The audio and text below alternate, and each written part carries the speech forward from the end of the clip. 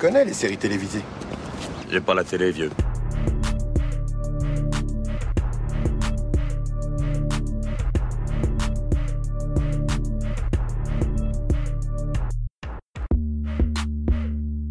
Salut à toutes, salut à tous, soyez les bienvenus dans la saison des séries, je m'appelle Junior, j'espère que vous allez bien les amis. Je suis ravi de vous accueillir dans ce 14e épisode du podcast où l'on parle des séries d'hier et d'aujourd'hui. Ma complice du jour, vous aviez pu l'entendre dans les émissions consacrées entre autres à 13 Reasons Why ou encore Big Little Lies. Elle s'appelle Alexandra, salut Alex. Salut Junior. Alors au programme aujourd'hui, 4e saison de la série 10% dont la diffusion vient de se terminer sur France 2. Elle est disponible en replay sur France.tv. On retrouve nos agents de stars préférés qui doivent toujours jongler entre leurs galères perso et des talents toujours aussi compliqués à gérer. Un retour hyper attendu pour la série créée par Fanny Herrero et basée sur une bible littéraire fournie par le producteur et ex-agent de stars Dominique Besnéard. Cette 4e saison est-elle un grand cru ou va-t-elle finir par être mangée tout cru par Alexandra? La réponse juste après cet extrait. Tu me connais, Andrea. Moi, je suis quelqu'un de simple. J'aime les choses vraies. La famille, la terre, les amis. Aujourd'hui, dans le métier, tout est calibré, marketé, compliqué. Alors, quand on aime les choses simples, le moment venu, il faut savoir se retirer, sortir de la lumière. Ça peut faire un peu peur, mais ça peut être beau aussi. C'est bête, j'avais un rôle magnifique à te proposer. Un rôle. La prise de la Bastille. Tout en clair-obscur. 5000 figurants derrière toi, t'es un révolutionnaire. Tu guides le peuple. Et tu t'y noies. Le tout filmé par Xavier Beauvois. Ça a l'air bien, mais ça sera sans moi. En fin de saison 3, Andrea reprenait la direction de l'agence en tant que directrice générale d'ASK, suite au départ du couple Mathias et Noémie, qui ont rejoint un potentiel concurrent qu'ils gardent secret.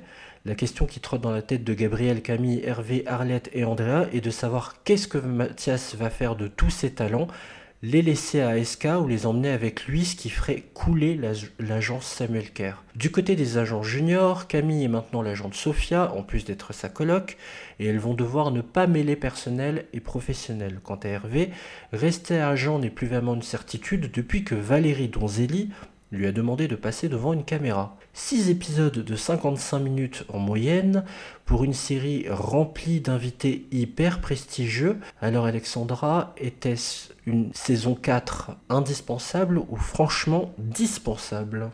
Elle était assez intéressante cette saison, rien que pour les guests. Mais il y avait une énergie quand même qu'on ne retrouvait plus par rapport aux 3 premières saisons.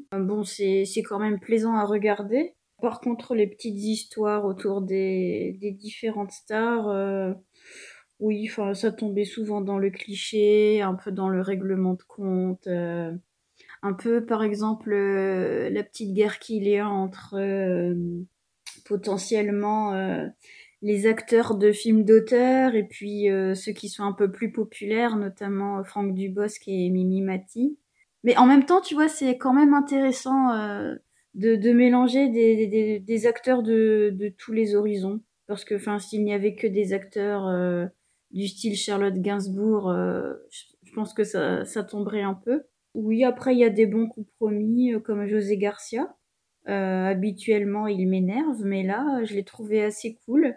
Pour rebondir par rapport à ce que tu dis, on a une saison, pour le coup, qui a adopté un virage qui est différent, qui est allé plus vers le drama. Voilà, avant on avait ce qu'on appelle vulgairement, pour se la péter, une vraie dramédie, un vrai mélange de situations comiques et de situations plus tragiques, plus tristes.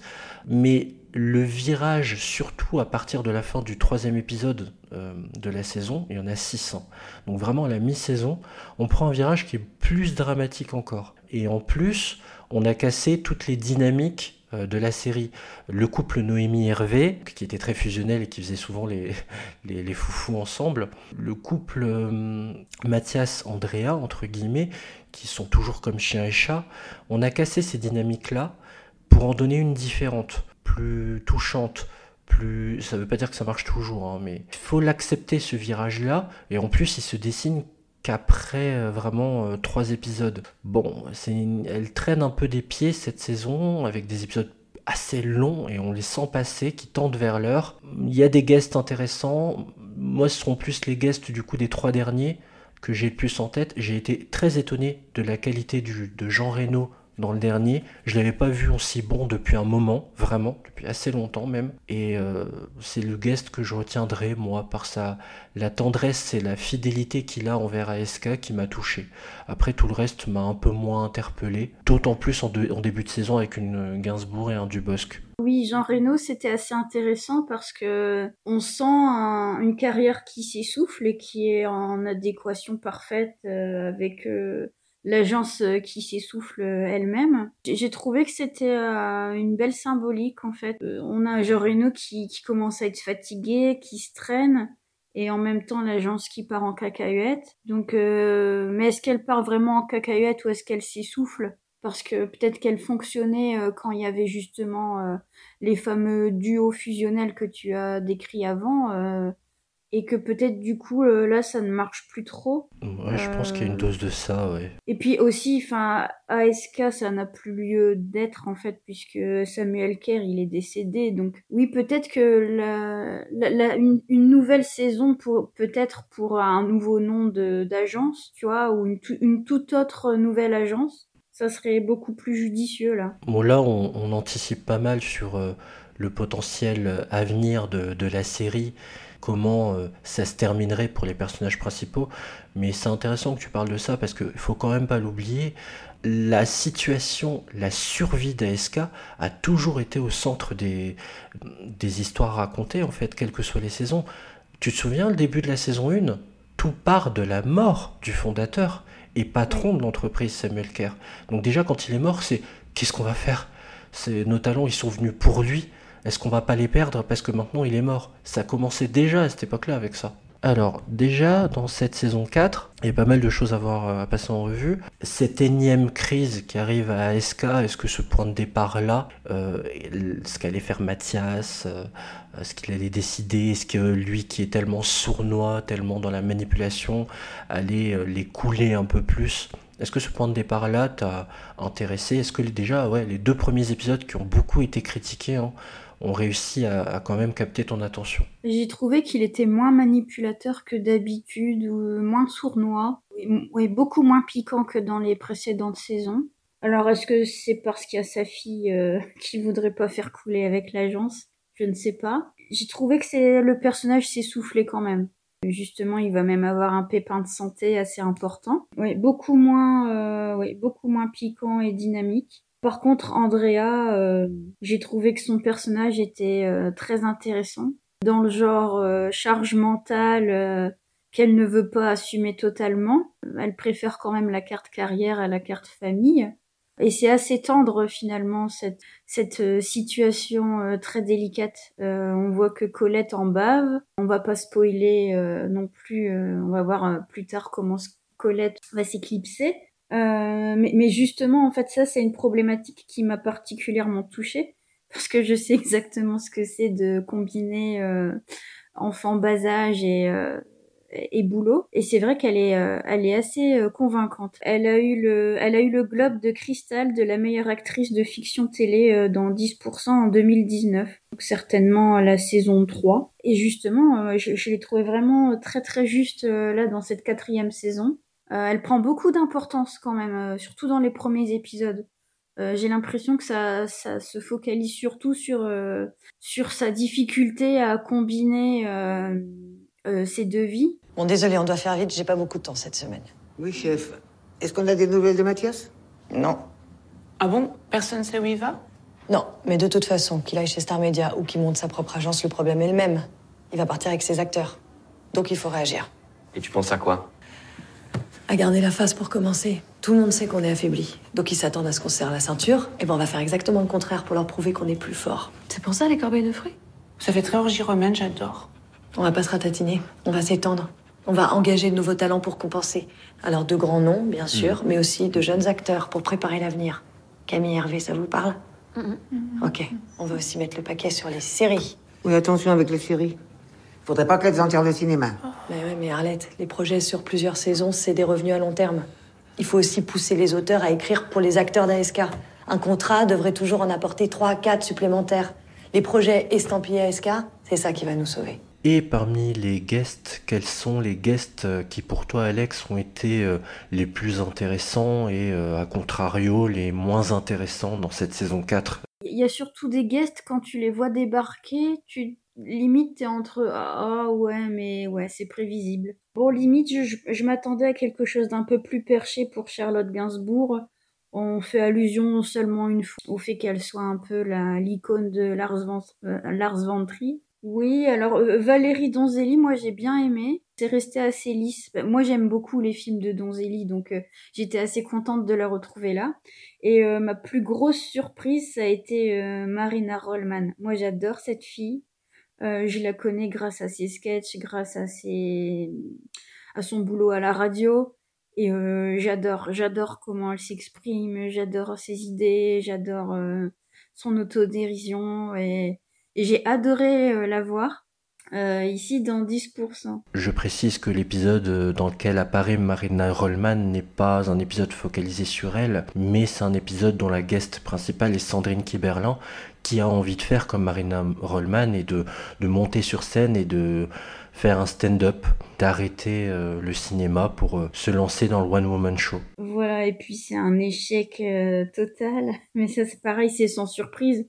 Parce que Sandrine Kiberlin, on l'attend pas du tout en Marina Rollman, quoi. C'est assez bien joué, là, pour Sandrine Kiberlin. Elle fait exprès d'être mauvaise et c'est assez drôle. Après, bon, pour Sigourney Weaver, oui, on avait le cliché, toujours entre France et États-Unis qui revient. D'ailleurs, ça m'a fait penser au cliché qu'on retrouve aussi dans Emily in Paris.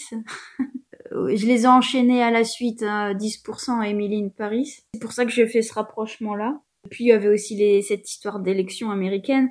Donc on a pas mal comparé les deux cultures dernièrement. Ouais, et du coup là, Sigourney, le cliché de la cougar, on repassera quand même, quoi. Elle le déconstruit même pas puisqu'elle veut l'entretenir, au contraire. Elle veut tourner absolument avec un gamin de 35 ans plutôt qu'un acteur expérimenté qui a bien passé la soixantaine. Elle choisit pas n'importe lequel, hein. Qui soit jeune et beau. Bah oui, et puis c'est Gaspard Ulliel. C'est ça. Et on a du haut niveau, là. Dans le beau gosse à la Frenchie, qui est assez bon acteur, elle a tout compris, la Sigourney. C'est ça, hein. qui a la trentaine, alors qu'elle a déjà, comme elle le dit, de façon très assumée, 70 ans. L'ancienne Ellen Ripley des Aliens. Est-ce que t'as trouvé la série drôle? Que penser de l'humour dans la série? Alors l'humour, moi j'ai adoré, celle qui m'a fait le plus rire, c'est quand même Noémie. Noémie qui m'a aussi fait hurler, enfin l'actrice Laure Calamy qui interprète Noémie, oui, qui m'a fait hurler de rire dans La Flamme, que j'ai regardé aussi dans la foulée. J'avais adoré, j'ai trouvé que dans La Flamme, elle poussait vraiment jusqu'au bout ce qu'elle ne pouvait pas pousser en sketch justement dans 10%. Je trouve que c'est une très bonne actrice. À voir si elle va pas tomber un peu de trop dans sa propre caricature, tu vois, un peu hystérique, gentille, un peu qu'on prend pour la bobonne de service, tu vois. Oui, sinon c'était pas non plus les gros fous rires, tu vois. Peut-être que j'ai préféré l'humour des précédentes saisons. Non, l'humour, il y a toujours quelques punchlines assez bien senties. Je suis désolé, moi, quand on fait des blagues, j'ai du mal à retenir et à vraiment les emmagasiner. Il aurait fallu prendre des notes. Hervé, notamment, a toujours quelques petites piques bien senties, quelques punchlines. Oui, alors oui, Hervé aussi, il me fait beaucoup rire. Mais enfin, j'ai toujours pas compris si sa volonté de tomber dans le pathos c'était pour faire rire, parce que c'est un pathos un peu ridicule, ou si c'était vraiment pour montrer un personnage un peu tourmenté entre sa carrière d'agent et sa potentielle future carrière d'acteur, quoi. Oui. Je sais pas toi ce que tu en as pensé d'Hervé. Ben moi je l'aime bien parce que quand on le voit les premières fois, forcément on a toujours cet a priori de la potentielle caricature de personnage gay, mais l'acteur lui-même assume totalement ce personnage efféminé et je trouve qu'il amène une vraie justesse, une vraie sincérité dans le Hervé qu'il représente, dans les missions qu'il doit accomplir en duo avec Gabriel, qu'il va un peu fouiller le téléphone d'un personnage ennemi. Et qu'il a cette expression de oh, mais c'est énorme. Enfin, j'adore cette justesse et cette sincérité qu'il y met. En fait, il y met juste son cœur là où on pourrait vite tomber dans la caricature et à aucun moment il tombe dedans. Et ça, moi, j'ai toujours vraiment beaucoup apprécié. Ça me rappelle une vieille réplique, c'était en saison 1 quand il est avec Camille. Et donc il parle de relations amoureuses et Camille explique à Hervé que ça faisait longtemps ça fait longtemps qu'elle a pas fait quelque chose avec un homme, genre ça se compte en années, et il y a Hervé qui réagit en disant oh, ça fait des années, mais tu sais que c'est grave à ce niveau-là, c'est limite médical, tu sais que je suis à 2 doigts de me dévouer là.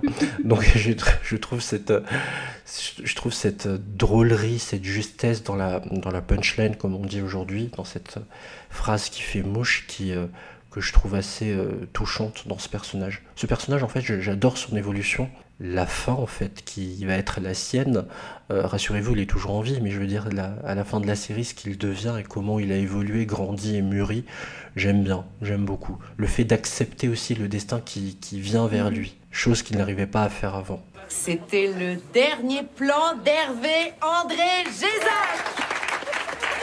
Bravo. Merci. Oh, des lys blancs, c'est mes fleurs préférées. Bravo, c'était magnifique, c'était sublime. Merci. Oh là là, mais c'était bouleversant. Je sais pas comment tu fais pour être si juste. Oh bah tu sais, je m'en rends pas compte. Hein. Je sais, c'est ça qui est magnifique. Bon, qu'est-ce que tu fais là? On peut aller boire un verre? Oh, mais bah, c'est que je dois... Ah, parce que je t'explique. En fait, là, quand je t'ai... Bon, ça m'a inspiré une autre scène. Enfin, je voudrais faire une autre scène avec toi, j'aimerais bien t'en parler. Donc ça voudrait dire que j'aurai une autre journée de tournage Ouais? et un autre bouquet. Oui, je suis trop contente, ça va être trop bien. On a parlé un peu de ces personnages-là, de ceux qui nous ont le plus marqué dans la saison, mais il faut parler aussi des nouveaux personnages qui arrivent. Il y a une grande méchante dans cette saison incarnée par Anne-Marie Van, Élise Formin, qui vient de chez la concurrence, Star Media. Est-ce que ce personnage t'a plu, déplu? Oui, il est intéressant ce personnage parce que c'est vrai qu'on sait pas sur quel pied danser au fur et à mesure qu'on la voit. On sait pas si elle va vraiment faire un coup, je peux pas dire coup de pute. Non mais c'est clairement ça, c'est un coup de pute, hein, tu peux le dire, on est entre nous, de toute façon, elle est connue dans le milieu comme étant la reine des coups de pute, donc quand il s'agit d'en pouvoir entuber les autres et de leur faire des Bon, crasses, alors, c'est pas la dernière. Oui, mais en même temps, elle a un fond qui est un peu gentil. Tu vois, je me dis pas ah la salope, tu vois. Mais tu vois, quand on la voit faire ses courses au supermarché pour ses 3 enfants, qu'elle est fière d'ailleurs d'avoir eu avec 3 pères différents, tu vois, quand elle se confie à Andrea à propos de la parentalité, moi je la trouve sympathique. C'est un peu une Mathias en fille, hein, finalement. Exactement, c'est... je te Avec dis, beaucoup plus de délicatesse et de douceur. C'est pour ça que c'est encore plus sournois, peut-être. la fin justifie la moyen avec elle. Elle, c'est tant pis si il y a des dommages collatéraux, elle défonce tout sur son passage pour arriver à ses fins, obtenir les stars qu'elle veut obtenir, financer le film qu'elle veut obtenir. Enfin, c'est assez... ouais, c'est une espèce de... Je crois qu'on le dit à un moment donné, c'est Judas en talons hauts. Non, c'est un personnage qui est super intéressant. Ça fait bizarre de voir Anne-Marie Van en brune comme ça, froide, mais derrière un grand sourire carnassier. Ça lui va bien, hein. C'est vraiment une bonne actrice. Hein. Oui. Je pense qu'elle peut être très performante aussi bien dans des rôles comiques que beaucoup plus sombres. Pour ceux qui ne voient pas qui c'est, c'était Madame Deconinck dans Bienvenue chez les Ch'tis. C'était une des assistantes de Danny Boone dans le bureau postier. Une de ses collègues d'ailleurs dans le film. Ouais, toi je sais que tu as aimé aussi beaucoup, on parlait d'Hervé juste avant, l'un de ses talents. Oui, alors il a déniché une potentielle future actrice, Alex, donc interprétée par Estelle Meyer. Il la rencontre dans le métro et c'est juste hilarant, quoi. Elle est très bonne, cette actrice, on la voit pas beaucoup. Et je suis même un peu déçue de la voir un peu disparaître comme ça. Enfin, donc elle devait passer un casting pour le film de Valérie Donzelli. Au final, c'est Hervé qui est retenu alors qu'il était là que pour lui donner la réplique à la base. C'est un personnage excentrique, haut en couleur. Et justement, j'ai trouvé qu'elle venait redonner un vrai peps. Vraiment, moi, je commençais un peu à m'ennuyer. Et c'est quand son personnage apparaît que je me dis « Ah ouais, là, c'est intéressant ». Donc ça a été vraiment mon coup de cœur dans la série avec Marina Rollman. C'est marrant ça, ce que tu dis. Je trouve que ça en dit long, qu'il y a quelque chose de symptomatique, parce que ce sont des finalement petits rôles, des seconds rôles de second rôle qui t'ont le plus marqué. Qu'on ne voit pas assez, quoi. J'avais rendez-vous à 17h30, à 18h, j'étais toujours pas passée, je suis partie. Ok, tu connais pas ce métier, alors je t'explique. Un directeur de casting, c'est une sorte de pape ou de roi. Il faut attendre 4 heures, alors tu attends 4 heures, Alex. Ça ne va pas, moi. Tu connais vraiment pas ce métier, toi. Hein. D'abord, t'es connu, et après, tu fais ta star, ok? Bon, allez, ciao. Je vais te dire pourquoi t'es parti, moi. Parce que t'as eu peur. Faut du courage pour passer un casting. Faut être sincère, se mettre à nu, montrer qui on est à l'intérieur. Si t'es parti, c'est pas parce que t'en avais marre d'attendre. Bon, ok, j'ai flippé. Vas-y, j'ai flippé. Ça t'arrive jamais d'avoir peur? Si, bien sûr, mais là, ce rôle, il est pour toi, tu peux l'avoir. Ce serait bête de passer à côté pour ça, non? Pour ça? J'ai pas de concert ce soir d'un petit agent de merde là qui s'habille chez H&M. T'as déjà passé les castings, toi? Non, je suis agent. Bah, fais un truc courageux dans ta vie. Puis après, on en reparle. Mais là, Estelle Meyer, que je ne connaissais absolument pas, et d'ailleurs, on a eu du mal à retrouver son nom parce que, bon, elle est vraiment pas connue, elle a fait peut-être 1 ou 2 trucs avant. Ouais, pour le coup, elle a une vraie gueule, elle a un charisme particulier, une manière de jouer ça pétille, quoi, c'est du feu, cette fille. Et ouais, j'espère qu'on la retrouvera ailleurs parce que je pense qu'il y a vraiment un gros potentiel. Il y a des chances, c'est une belle fenêtre d'exposition, 10%. Évidemment, passer sur France 2, 20h50, t'es vu par beaucoup de monde. L'intérêt que tu portais sur la trajectoire qui était les leurs des premiers rôles, est-ce que t'en as attiré quelque chose d'intéressant ou vraiment l'ennui restait malgré tout? Bah, il y avait plus de surprises dans ces petits seconds rôles, tu vois. Là où on voit les guests, on les voit arriver avec leurs gros sabots, quoi. Chaque acteur qui joue son propre rôle, il n'y a pas vraiment de surprise, tu vois. On va pas voir Charlotte Gainsbourg hilarante, on va pas voir non plus une Mimi Mati dramatique, tu vois ce que je veux dire? Ça reste sans surprise, on les attend. Et puis les petites histoires qu'on a voulu tisser autour de chaque guest, oui, alors Charlotte Gainsbourg qui se forcerait un peu à interpréter un rôle pour faire plaisir à un pote réa. Bon, oui, c'est pourquoi léger, pas. ouais. Ouais, voilà, c'est beaucoup trop léger et c'est vraiment dommage parce qu'il y avait, avec un casting pareil, il y avait quand même moyen de faire davantage rêver le public. Je te rejoins complètement. Je te dis, le plus attendrissant, ouais, c'était peut-être José Garcia, Jean Reno, mais c'est vrai que la série piétine beaucoup et ne devient pour moi que partiellement forte, ouais, vraiment dans les 2 derniers, je dirais peut-être même le dernier, puisque la conclusion nous mène à un espace vide comme la conclusion de plein de séries, je ne dirais pas plus pour continuer de parler de façon imagée, mais ouais, ça manque de saveur, ça manque peut-être de créativité. Il y a peut-être des redondances par rapport à des saisons précédentes. C'est vrai que c'est moins surprenant. Là où tu me fais penser, en parlant d'absence de surprise, tu me fais penser au premier épisode, je crois, de la saison 3. C'était Virginie Fira et Ramzy Bedia qui étaient en couple. Et c'était drôle. Parce que voilà, on était dans un pur contre-pied, là. Oui, et ça manquait de ça. Oui. Ça manquait peut-être de rapport entre stars, finalement. Des choses que le public pourrait fantasmer ou complètement jamais se représenter, quoi, comme Elvira et... Ouais, ou Adjani qui vivait super simplement, là où on imaginait qu'elle avait une vie façon Reine Margot, quoi, tu vois, le genre de truc. Parce que là, pour le coup, Sigourney Weaver qui joue les princesses, à un moment, elle demande à Camille de lui couper sa viande. Ouais. Justement, c'est ce genre de cliché que le public, dont le public peut se lasser parce que... Ça n'a aucun intérêt, cette scène. Oui. Aucun. C'est furtif, hein, mais ça n'a aucun intérêt. Ça Ouais. pouvait être coupé au montage, c'est pareil. Ah oui, moi, quand j'ai vu ça, je me suis dit, oh non, quand même pas, quoi. Enfin, Sigourney, hi. I am so sorry I couldn't meet you at the airport. Oui, je sais, le bébé, la nounou. Voilà. Bon, mais enfin, en tout cas, vous êtes bien installés. Vous avez bien fait de changer de chambre. Okay, tell me everything. Yes. Donc, là, tout de suite, on commence par une réunion avec Guillaume Gallienne, le réalisateur du film, que vous avez déjà rencontré à Los Angeles. Oh, Camille, be a darling and cut up this meat for me, please. Yeah, of course. Oui, donc il y aura également Alexandre Toutain, le producteur, et Stanislas Poulenc, le distributeur du film. Tous immensément fans. Et Gaspard? Gaspard. Oui. Gaspard Ulliel?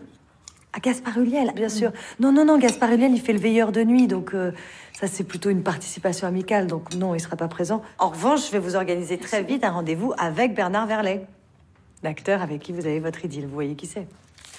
I do. Il est fantastique, Bernard. Vraiment, c'est un immense acteur. Il était exceptionnel en prêtre pédophile dans le dernier film de François Ozon. Pedophile.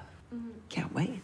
parce que justement, le but de cette série, c'est un peu ou d'idéaliser encore plus, ou alors de dédramatiser, ou de désacraliser les stars, tu vois. Donc oui, le public a envie d'être surpris. Il veut pas voir une Charlotte Gainsbourg comme on a l'habitude de la voir dans une interview classique, tu vois, où Timide, poli.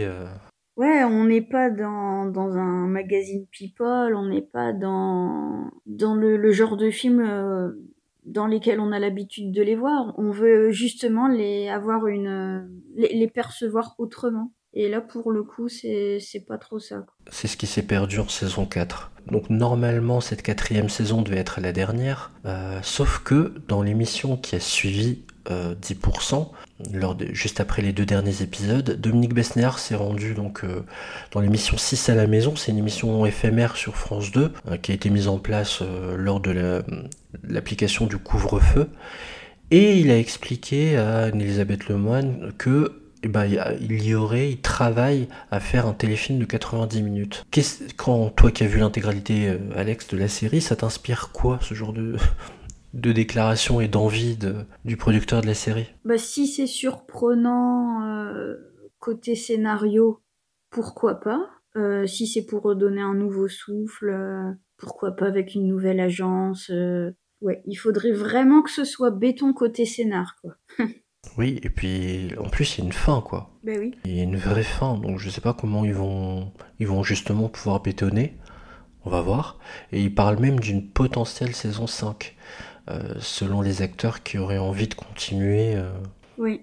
Mais enfin, ouais, du coup, dans ce cas, il faudrait d'autres guests, il faudrait une agence qui corresponde pas à ASK pour pas lasser le public, parce que si c'est pour prendre les mêmes et recommencer, ouais, bon, il y a déjà ces 4 saisons. Oui, non, il faudrait vraiment innover là. Tu ferais quel bilan, toi, de la série 10%? Elle est arrivée il y a 5 ans, en 2015, donc 4 saisons à son actif. Est-ce que pour toi, ouais, c'est une série qui va compter parmi les séries françaises? Ah oui, ça donne quand même un nouveau ton aux séries françaises. Je crois que c'est dans Télérama, j'avais pu lire que c'était une série d'auteurs populaires. C'est exactement ça. C'est pas trop exigeant, c'est pas trop populaire non plus. C'est le parfait combo des deux. Parce que bon, croiser Mimi Mati et croiser Valérie Donzelli, tu as rien à voir. Il y a que 10% pour faire ça. Et ça, c'est vraiment ce qu'il y a d'intéressant dans ce concept. Oui, en plus, je pense que c'est une série qui s'exporte bien à l'étranger. Oui, de par certaines stars, d'où la présence d'un Jean Reno qui est connu à l'international. Oui. Et dont les Chinois raffolent, si je me souviens bien. Chinois ou japonais, je sais plus. Oui. Il me semble japonais. Oui. Comme il avait joué dans Wasabi notamment. Enfin, oui. Et justement, c'est intéressant de voir. Il y a Sigourney Weaver aussi qui est connue. Charlotte Gainsbourg qui est connue à l'international. C'est ça. Et Exactement. Du coup, c'est clair que tout est réuni pour que ça plaise à un niveau plus mondial, finalement. Ouais, c'est une série qui vraiment va compter, c'est sûr. C'est une très bonne idée à France 2 de l'avoir récupéré. Pour info, Canal l'avait refusé pour la petite histoire. C'est comme quoi. Ouais, c'est une série qui va compter. Dommage que la fin ne soit pas à la hauteur des 3 premières saisons, mais les 3 premières sont vraiment de super qualité. Malgré l'arrivée d'Hicham, que j'ai trouvé plus apaisé d'ailleurs dans cette saison. Oui, 4. mais d'ailleurs un peu Ça trop faisait du bien. apaisé, parce que, Ouais. on va le rappeler, hein, c'est lui le père de l'enfant d'Andrea. Mhm. Et on ne l'évoque jamais dans cette 4e saison. C'est vrai, bizarrement, ouais. Moi, C'est vrai. j'étais persuadée qu'on allait en remettre une petite couche, mais pas du tout. C'est vrai. D'ailleurs, oui, on aura bien compris, Alex, que tu as trouvé ça assez fade dans l'ensemble. Oui. Bon, en tout cas, sachez que la série 10% est disponible, donc saison 4, elle est disponible en replay sur le site france.tv jusqu'au 12 janvier prochain. Les 3 premières saisons de cette série sont également disponibles sur Netflix. Bon, bah, merci beaucoup, Alexandra, d'avoir été avec moi pour ce 14e épisode. C'est déjà fini. Bah, merci à toi, Junior. À très bientôt. Salut. Pour écouter ou réécouter la saison des séries, vous pouvez nous retrouver sur toutes vos plateformes streaming préférées. Sachez que sur Apple Podcast, vous pouvez nous mettre un commentaire et une note jusqu'à 5 étoiles. N'oubliez pas de liker notre page Facebook et de nous suivre sur Twitter et Instagram. Merci à toutes et à tous de nous avoir suivis. Je vous souhaite plein de bons épisodes. Prenez bien soin de vous et à très bientôt. Ciao.